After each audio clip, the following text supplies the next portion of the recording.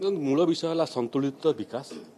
ओडिशा को विकसित करिवार जेतिकी आवश्यकता अछि ओडिशा संतुलित विकास हबार मध्य सेतिकी आवश्यकता अछि। जो अंचल सब अनग्रसर अंचल पहुँची पारि नहीं से समस्त अंचल विकास ताको आहुरी त्वरान्वित करिबा एवं ओडिशा संतुलित विकास करिबा से संदर्भ में मुख्यमंत्री कहिसंती एवं ओडिशा सरकार चिंता करुच्ची। आमर लक्ष्य हम केवल विकास नुह विकास सांगरे सांगरे ओडिशार असंतुलित विकास को रोकिक आम केमी संतुलित विकास करूँ। सब असंतुलित विकास को रोकू अर्थ हो जो जगह विकास पहुँचने से विशेष विकास करूँ। संतुलित विकास सबू जगार सम परिमाण विकास हवा कथा जोटा ओडिशा आज पर्यंत हो पारा नहीं।